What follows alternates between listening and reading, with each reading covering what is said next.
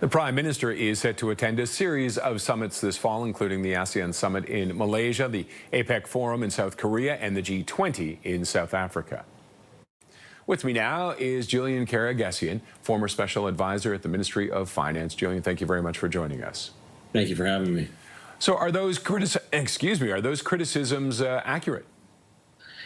I don't think they're accurate. I don't think they're fair. One of the biggest challenges facing our country, our economy, our economic model is that our largest trading partner by far is pulling back a bit from the international system and putting tariffs and obstructions to trade.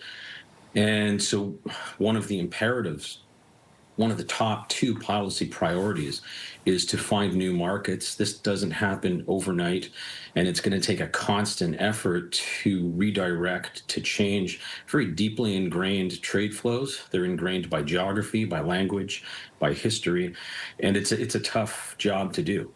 And you also have, I guess, the uncertainty of the American tariffs. They may be on, they may be off. We may have a deal, we may not have a deal.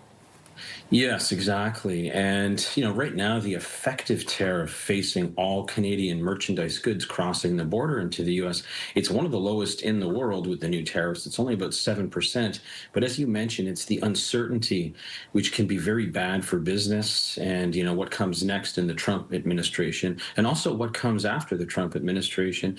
And so changing trade patterns for Canada, changing the direction of trade or expanding our markets beyond the U.S. is really a longer term effort, whether we're talking to Europe or to the rest of the Americas or to East and South Asia.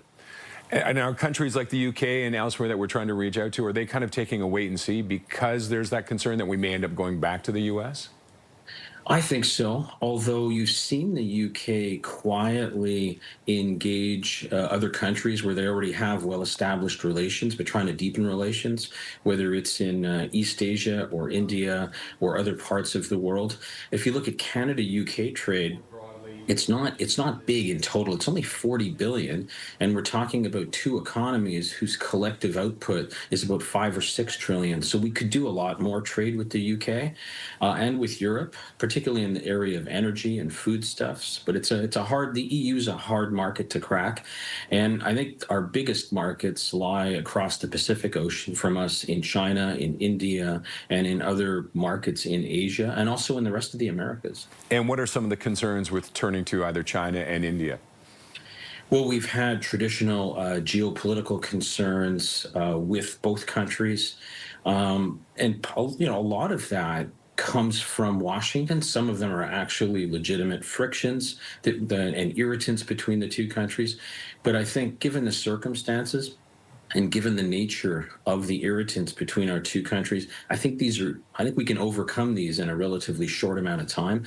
And it's actually good to see that the Prime Minister is out there crisscrossing the world, speaking with leaders in New York and in Europe, and hopefully later this fall in Asia. Okay. Julian, thank you very much for your insight. We appreciate it. Thank you for having me. Take care. Julian Karageusian is a former special advisor at the Ministry of Finance.